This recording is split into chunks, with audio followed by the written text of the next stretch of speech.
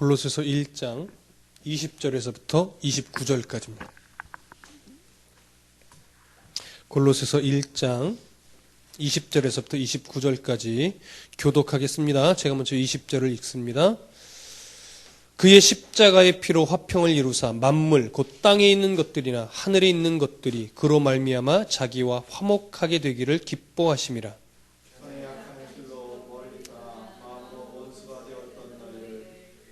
이제는 그의 육체의 죽음으로 말미암아 화목하게 하사 너희를 거룩하고 흠없고 책망할 것이 없는 자로 그 앞에 세우고자 하셨으니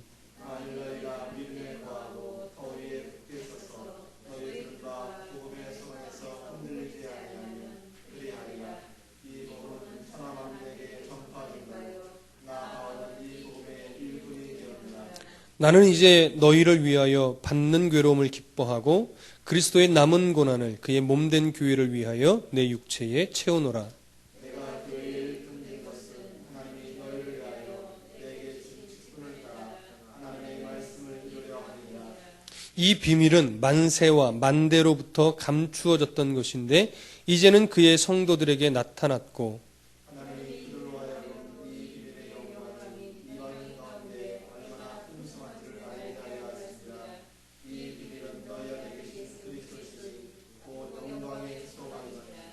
우리가 그를 전파하여 각 사람을 권하고 모든 지혜로 각 사람을 가르치면 각 사람을 그리스도 안에서 완전한 자로 세우려 함이니 이를 위하여 나도 내 속에서 능력으로 역사하시는 이의 역사를 따라 힘을 다하여 수고하노라. 아멘. 우리는 성경에 기록된 역사들을 통해서 하나님께서 인간과 얼마나 화목되기를 원하시는지를 볼 수 있습니다. 성경을 조금 삐뚤어진 시각으로 보게 되면 늘 벌 주시는 하나님, 저주하시는 하나님, 이렇게 두려운 하나님만 보게 되거나 때로는 복 주시는 하나님, 물질 주시는 하나님, 형통케 하시는 하나님, 이런 하나님만 보게 되기도 합니다. 그러나 성경을 하나님의 마음으로 보게 되면 인간과 화목하기를 원하시는 그 하나님을 보게 됩니다. 인간과 화목하기를 원하셔서 모든 역사 속에 간섭해 주셨던 그 하나님의 흔적들을 우리는 성경을 통해서 보게 됩니다. 왜 이렇게 하나님이 인간과 화목하기를 원하셨을까요? 그것은 우리가 골로새서 1장 21절 우리가 읽은 그 구절을 통해서 볼 때 전에 악한 행실로 떠나 마음으로 원수가 되었던 이 구절에서 알 수 있습니다. 하나님과 우리의 관계가 어그러져 버렸기 때문에 그렇습니다. 처음부터 그렇게 된 건 아니지만 그 처음의 시점에 우리의 아담과 하와 인간의 대표들의 불순종으로 인해서 하나님과의 관계가 어그러진 관계 속에서 우리가 태어났기 때문에 그렇습니다. 그래서 하나님은 우리와 이 어그러지게 된 관계를 회복하기를 하나님이 늘 원하셨던 것입니다. 그렇다면 이 어그러졌다는 것을 오늘 본문은 뭐라고 표현했느냐? 멀리 떠났다라고 표현하는 것입니다. 하나님과 멀리 떠나게 되었다라고 표현하는 것이죠. 여기서 멀리 떨어지다라는 이 말은 히브리 말로 하면 관계가 비틀어지다라는 의미가 오히려 더 크다고 볼 수 있습니다.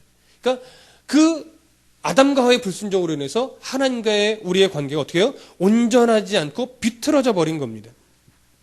이 하나님과 관계가 비틀어지게 된 상태에서 우리가 태어남으로 말미암아 우리 속에 자리 잡고 있게 된 것이 뭐냐? 바로 죄라는 것입니다. 그래서 이 죄는 하나님과 우리를 원수되게 만드는 것인데 이 죄를 여러 모양새로 표현할 수 있겠지만 오늘 한 구절로 좀 표현해 보자면 죄는 결국 하나님과의 어그러진 관계를 회복하지 못한 상태, 하나님과의 어그러진 관계를 바르게 펴지 못한 상태, 이것을 우리는 죄라고 말할 수 있습니다.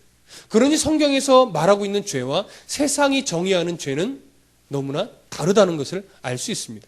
그러나 놀라운 것은요, 세상이 정의하는 죄는 하나님과의 어그러진 관계, 이로 인한 죄의 그 현상들, 그 어그러짐 때문에 드러난 증상들 안에 다 들어있다는 것이 사실은 더 놀랍습니다. 그러니까 세상이 말하는 죄는 오히려 더 하나님 보는 시각에서의 죄의 너무나 작은 한 부분일 뿐이죠. 그러니까 그리스도인에게 있어서 죄는 오히려 세상이 말하는 것보다 더 큰 범주에 들어간다라고 말할 수 있습니다. 그런데 이렇게 죄 가운데, 이렇게 어그러진 관계 속에서 우리는 늘 살아가고 있는데 우리의 힘으로는 이 관계를 펼 수도 없고 이 관계를 회복시킬 수도 없기 때문에 하나님께서 우리의 관계를, 우리와의 이 어그러진 관계를 회복하기를 늘 원하셨던 것입니다. 이것이 하나님의 마음입니다. 그래서 인간의 역사 속에서 이 어그러진 관계를 회복시키고자 하나님은 끊임없이 간섭해 오셨던 것입니다. 그러나 능력이 없어서 이 오랜 기간을 끌고 오신 것이 아니라 하나님의 시간은 천년이 하루 같고 하루가 천년 같기 때문에 하나님의 방법대로 인간에게 유익되는 모습으로 하나님은 이 관계를 회복시키기 위해서 인간의 역사를 지금 이렇게 풀어가게 되었던 것입니다. 이것을 왜 꼭 이렇게 오랜 시간에 걸쳐서 풀어가야 합니까? 라고 말할 수 없습니다. 왜? 우리의 지혜는 하나님의 가장 낮은 지혜보다도 클 수 없기 때문입니다. 하나님의 높고 하나님의 그 깊으심을 우리가 감히 측량할 수도 이해할 수도 없기 때문에 그렇습니다. 하나님은 그래서 그 역사 가운데서 우리와의 화목을 만들기 위해서 결국 예수님을 이 땅에 보내신 것입니다. 그 관계를 회복시키기 위한 성취자로 예수 그리스도를 보내시게 된 것입니다. 우리가 다 알고 있는 것처럼 예수 그리스도의 그 십자가의 은혜로 말미암아 하나님과 비틀어진 관계가 되었던 우리가 화목된 관계가 될 수 있는 그 성취적 사건이 일어나게 된 것이죠. 그러면 여러분, 이 화목 안에 하나님과의 어그러진 관계를 회복되어지는 이 화목의 안에 인간만 하나님과의 화목의 대상으로 인간만 대상이 될까요? 성경을 잘 보면 그렇지 않습니다. 하나님과 화목해야 되는 것은 인간도 들어가지만 인간이 가장 크다고 볼 수 있지만 사실은 범우주적인 이 온 세상 만물이 다 하나님과 어그러진 관계를 회복되어져야 될 대상인 것입니다. 우리는 그것을 어디서 먼저 찾아볼 수 있냐면 창세기를 좀 찾아보셨으면 좋겠습니다. 창세기 3장 17절. 창세기 3장 17절에서부터 19절까지입니다. 창세기 3장 17절에서 19절. 우리 한 목소리로 다 함께 읽어보겠습니다. 창세기 3장 17절에서 19절 시작. 아담에게 이르시되 네가 네 아내의 말을 듣고 내가 네게 먹지 말라 한 나무의 열매를 먹었은즉 땅은 너로 말미암아 저주를 받고 너는 내 평생에 수고하여야 그 소산을 먹으리라. 땅이 네게 가시덤불과 엉겅퀴를 낼 것이라. 네가 먹을 것은 밭의 채소인즉 네가 흙으로 돌아갈 때까지 얼굴에 땀을 흘려야 먹을 것을 먹으리니 네가 그것에서 취함을 입었음이라. 너는 흙이니 흙으로 돌아갈 것이니라 하시니라. 이 구절을 통해서 볼 때 인간의 범죄로 말미암아 어그러진 것은 인간과 하나님과의 관계뿐만이 아니라 만물도 원래의 모습을 많이 잃어버렸다라는 것을 알 수 있습니다. 땅이 엉겅퀴를 내기 시작한 것도 바로 그때부터임을 우리는 성경을 통해서 볼 수 있습니다. 그러면 여러분 이사야서를 한 번 더 찾아보시죠. 시편, 잠언전도, 이사야, 구약성경, 성경의 거의 중간에서 오른쪽을 조금 가면 있습니다. 이사야서 65장 17절에서 25절. 이사야서 65장 17절에서 25절. 조금 길지만 우리 교독해 보겠습니다. 17절에서 25절. 이사야서 65장 17절에서 25절.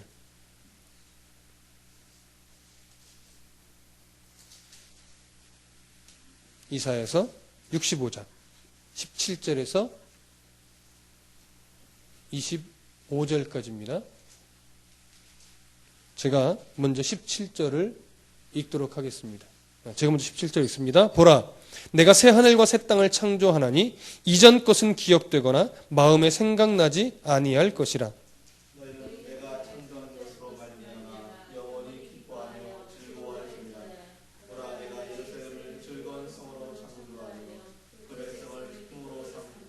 내가 예루살렘을 즐거워하며 나의 백성을 기뻐하리니 우는 소리와 부르짖는 소리가 그 가운데에서 다시는 들리지 아니할 것이며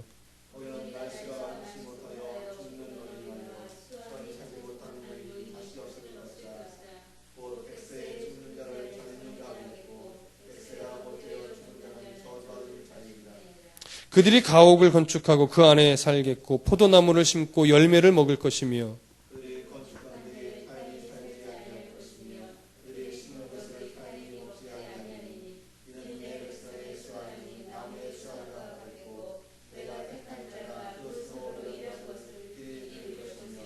그들의 수고가 헛되지 않겠고 그들이 생산한 것이 재난을 당하지 아니하리니 그들은 여호와의 복된 자의 자손이요 그들의 후손도 그들과 같을 것임이라.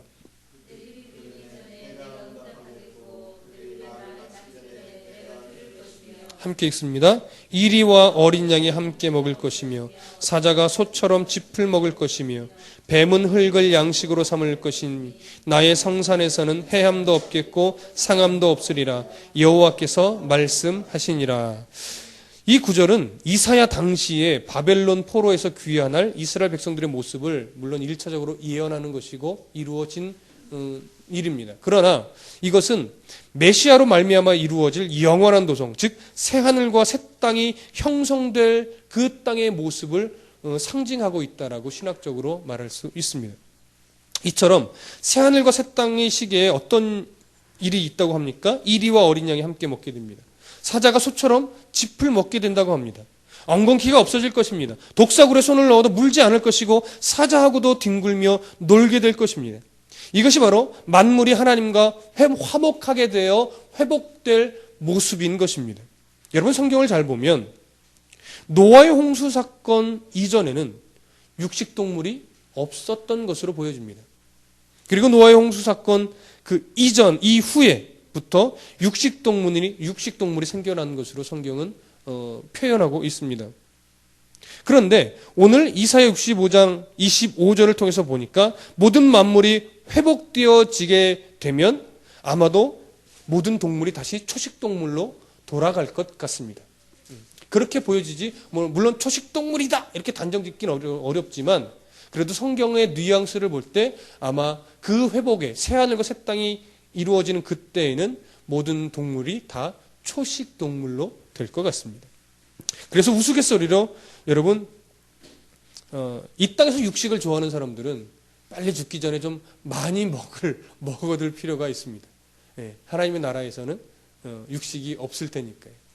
물론 어느 정도 농담이지만 그렇게 모든 만물도 하나님 안에서 원래의 모습으로 회복되어질 것이 바로 그때의 모습일 것입니다. 다시 오늘 본문으로 좀 돌아갈까요? 골로새서입니다. 골로새서 1장 23절을 보시죠. 23절을 다 같이 한번 읽겠습니다. 골로새서 오늘 본문입니다. 골로새서 1장 23절 다 같이 읽습니다. 시작. 만일 너희가 믿음에 거하고 터 위에 굳게 서서 너희 들은 바 복음의 소망에서 흔들리지 아니하면 그리하리라. 이 복음은 천하 만민에게 전파된 바요 나 바울은 이 복음의 일꾼이 되었노라. 여기 중간에 보니까 이 복음은 천하 만민에게 전파된 바요 이렇게 쓰여 있습니다. 이 천하 만민에게 복음이 전파됐다라고 표현이 되다 보니까 이 복음이 필요한 대상이 바로 천하 만민 모든 사람에게만 이 복음이 필요한 것처럼 느껴지기는 하는데요. 헬라어로 이 만민이라는 것은요 파세 크티세이라는 말입니다. 이것은 모든 피조물이라는 말입니다. 그러니까 사람만을 대상으로 하는 것이 아니고 복음은 사람뿐만이 아니라 모든 피조물, 모든 만물에게 다 복음이 필요하다는 말입니다. 따라서 앞에서 이야기했듯이 복음에 담겨있는 이 회복의 메시지는 사람에게만 해당되는 것이 아니라 모든 만물도 해당되는 것입니다. 따라서 복음으로 사람이 회복되어져야 하듯이 만물도 회복되어져야 하는 것입니다. 이것이 성경에서 증거하고 있는 것입니다. 이런 시각에서 볼 때 그리스도인은 더욱더 자연 환경에 사실은 앞장서야 됨이 옳습니다. 이런 이유 때문에. 세상이 자연보호, 클린, 녹색, 그린, 이렇게 외치기 때문에 그래야 되는 것이 아니고 하나님 말씀으로 인해 세상도 회복되어져야 하기 때문에 오늘날 그리스도인이 하나님의 말씀으로 복음으로 새로워져야 하듯이 그런 그리스도인으로 인하여 세상도 더 가꾸어지고 회복돼 갈 수 있도록 바뀌어야 된다라고 하는 것이 그리스도인적인 세상 만물을 바라보는 그리스도인의 시각인 것입니다. 어쨌든 바울은 말합니다. 이 복음을 천하의 모든 피조물들에게 전하기 위해서 자신은 복음의 일꾼이 되었다라고 말을 합니다. 우리가 저번 그 강의 시간에 복음의 일꾼에 대해서 잠시 살펴보았습니다. 심부름꾼이라는 그런 의미를 중심으로 살펴봤었는데 오늘은 좀 일꾼에 대해서 약간 더 깊이 좀 살펴보고자 합니다.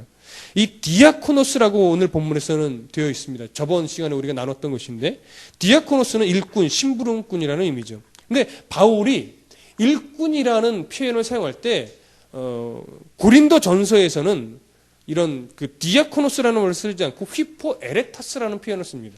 이 휘포 에레타스라는 말은요, 휘포 어디 아래, 에레타스 배의 아랫부분에서 노역을 하는 노예들을 말합니다. 근데 옛날 고대 중세 영화를 보면 그 배 밑에서 이렇게 큰 배에 밑에 이제 노만 나와 있는 쫙 양옆으로 노가 쫙 나와 있는 영화를 보게 됩니다. 로마 시대 관련된 영화를 보면 주로 그런데 그래서 배가 앞으로 가고 뒤로 갈 때 어떻게 했습니까? 노가 이게 막 젓게 되죠. 근데 그 노를 누가 젓습니까? 노예들이 배 밑에서 젓는 거예요.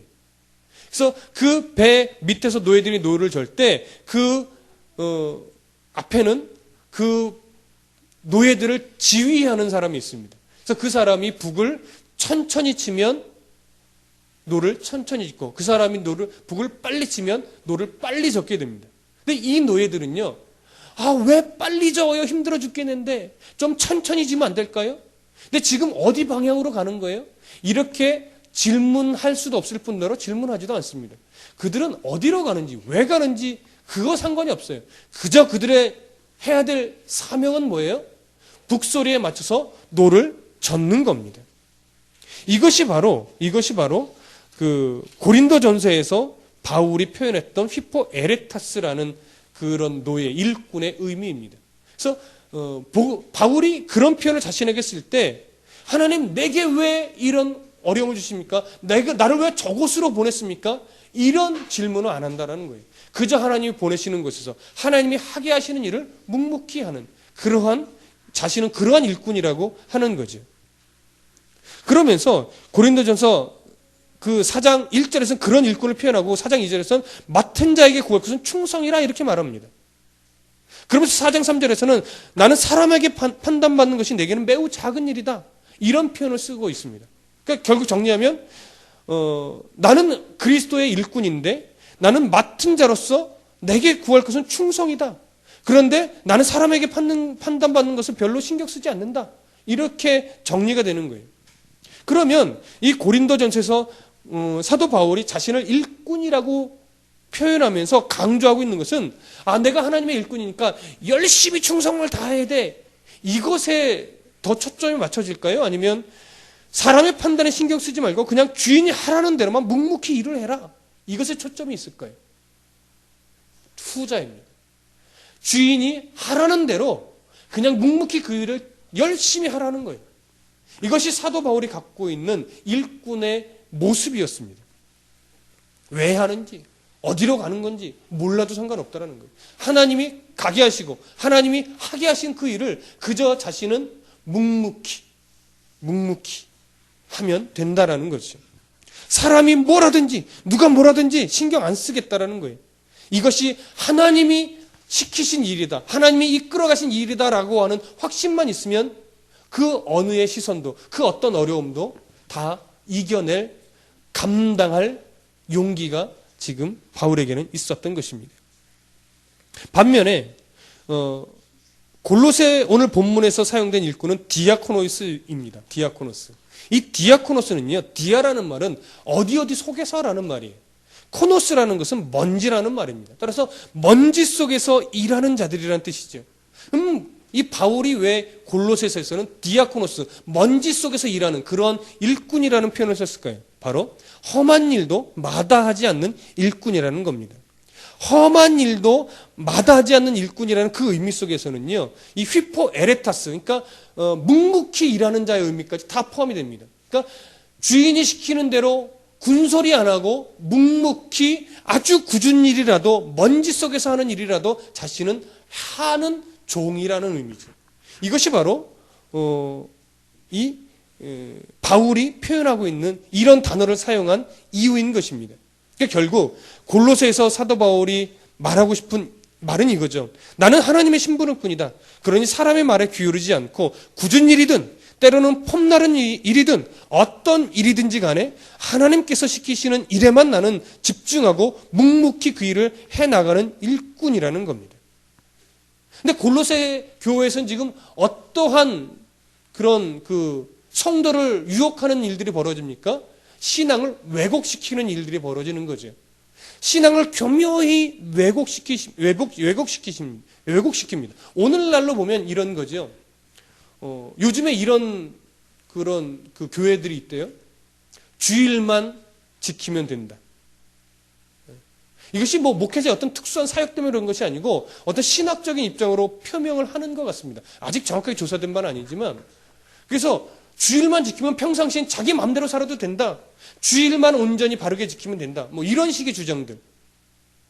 이거 그럴듯해 보이지만 성경에 수요예배 드려라, 새벽예배 드리라 이런 말이 없다고 해서 주일 성수만 하면 된다라고 표현하는 것은 굉장히 잘못된 겁니다. 때로는 예전에 뭐가 있었죠? 무교회주의자들. 건물 필요 없다. 성경에서 말하는 교회는 가정교회이고 성도 개개인이 교회이지 않느냐. 그러니 목회자도 필요 없다. 가정에서 마음 맞는 사람들이 모여서 하나님이 성경을 묵상할 때 하나님이 마음 주시면 그 사람이 일어나서 설교하면 된다. 거기서 받은 은혜가 더 크다. 목회자가 무슨 필요 있느냐. 이것이 무교회주의자들의 주장이었습니다. 한때 그것이 불같이 일어난 때가 있었다고 합니다. 여러분, 성경이 왜곡된 겁니다. 하나님을 부인하지 않아도 성경이 왜곡된 겁니다. 이처럼 골로새 교회는 자꾸 조금씩 왜곡시켜서 신앙을 변질시키는 요소들이 많았습니다. 근데 바울이 말하는 겁니다. 그런데 현혹되지 말아라. 하나님이 내게 복음으로 알려줬고 복음으로 깨닫게 하신 그것을 그냥 묵묵히 지켜라. 누가 이렇게 이것이 옳다고 하든 누가 저것이 옳다고 하든 사람의 건 사람의 말이다.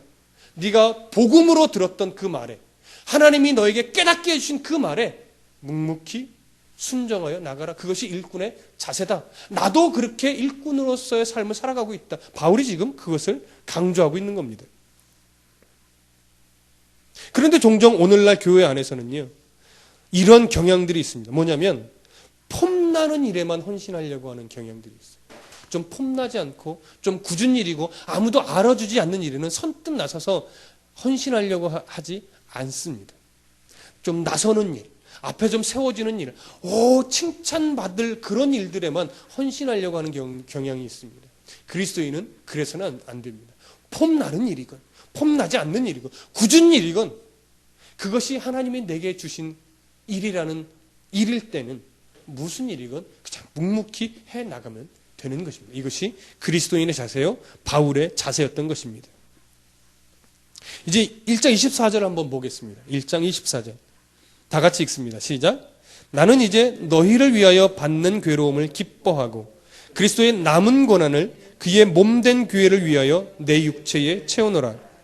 이 24절 이후부터 바울은요, 복음의 이런 일꾼으로서 그런 자세를 가진 자가 무엇을 해야 할 것인지를 말합니다.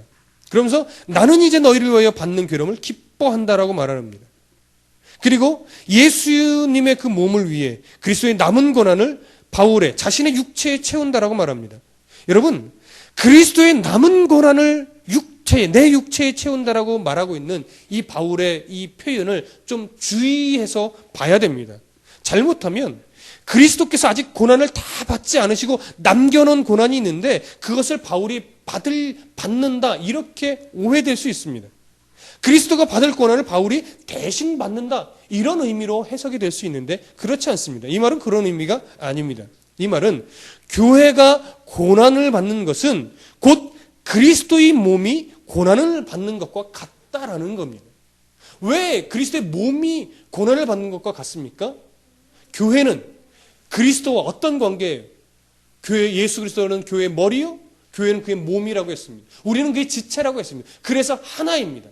하나이니 교회가 고난을 받을 때 예수님도 같이 고난을 받는 것과 똑같고, 실제로 예수님이 그 고난을 받는 교회 성도들을 바라보면서 더 아파하시고 더 중보하며 기도하고 계신다라는 사실을 우리는 성경을 통해서 너무나 잘 알고 있습니다. 그래서 바울이 이 마음을, 이 모습을 알기 때문에 그리스도의 남은 고난을 자기 육체에 채운다라고 하는 것입니다.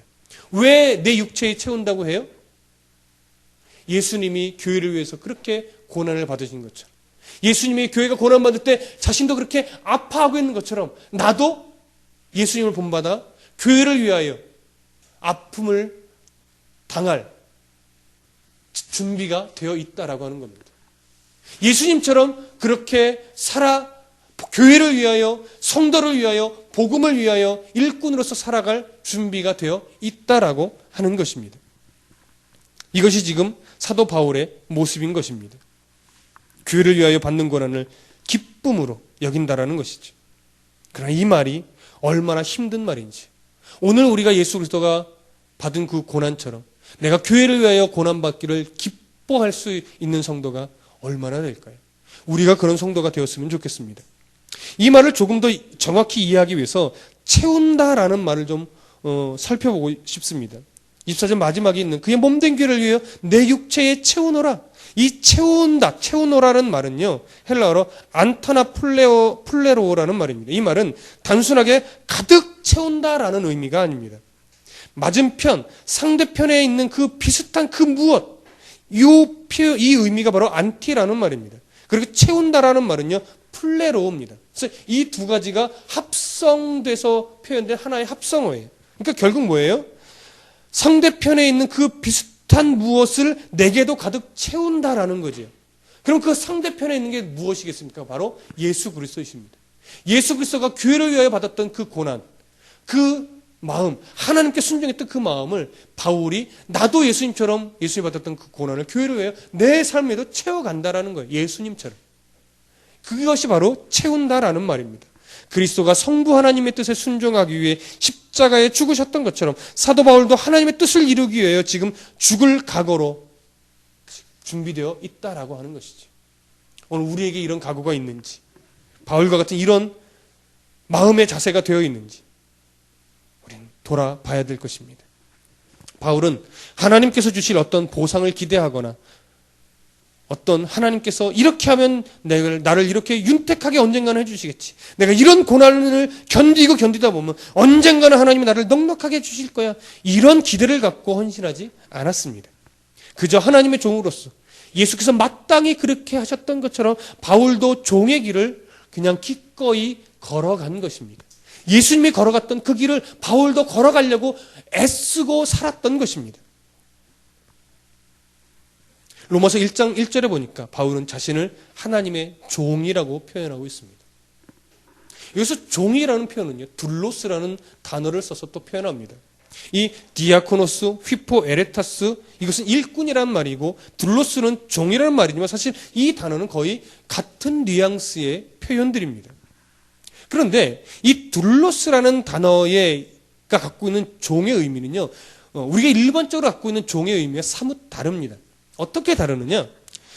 출애굽기를 읽다 보면 신년제도, 안식년 제도에 대해서 21장에 이렇게 거론되고 있는데, 21장에서 거론된 신년제도는 뭐냐면 종이든 전답이든 6년 동안을 사용하면 7년째 되는 날은 안식년, 신년이라고 해서 자유를 다 줘야 됩니다. 원래 주인에게 돌려주고요, 종도 풀어줘야 됩니다. 그러면 노예로 있었던 사람들이 7년째 날을 얼마나 기다리겠습니까? 그런데 종종 이런 일이 벌어집니다. 나는요, 이제 종으로서 자유의 몸으로 내가 살아갈 수 있지만 그냥 나는 지금의 주인이 너무 좋습니다. 난 일평생 이 사람을 내가 주인으로 모시고 살아도 좋으니까 그냥 있게 해주십시오. 이런 종들이 종종 생겨났다고 합니다. 그 주인과의 관계가 그만큼 좋았다라는 거죠. 그러면 이런 종은요, 예전과는 그 종의 모습이 다릅니다. 어떻게 이 종을 데리고 가서 귀를 뚫습니다. 그래서 귀를 뚫어주면 이 종은요, 어떤 율법에 이렇게 묶여서 억지로 종이 된, 억지로 종이 된 종이라는 뜻이 아니고 내가 자유의 몸으로서 내가 직접 선택해서 나는 주인의 그래서 내가 자유의 의사에 의해서 종된 자입니다라는 표시라고 합니다. 그래서 그를 자유의 종이었다 이렇게 부르기도 했다고 합니다. 이처럼 사도 바울은 내가 지금 누구의 종이냐? 바로 예수 그리스도의 종이다. 근데 나는 억지로 어쩔 수 없어서 종이 된 자가 아니라 그 예수 그리스도가 너무 사랑스럽고 그 예수님이 내게 베푸는 사랑이 너무 크기 때문에 나는 자원하에서 예수 그리스도의 종된 자다라는 의미를 다 갖고 있습니다. 그렇기 때문에 그리스도께서도 성부 하나님의 뜻에 기꺼이 그렇게 즐거이 순종해서 십자가를 지셨던 것처럼 바울도 하나님의 자유의 종이 되어서 즐겁게 기꺼이 순종함으로 그리스도의 남은 권한을 육체에 채우며 살아갔던 사도였던 것입니다. 이것이 오늘 그리스도의 남은 권한을 내 육체에 채우노라라고 말했던 사도 바울의 자세요, 모습이요, 마음이었던 것입니다.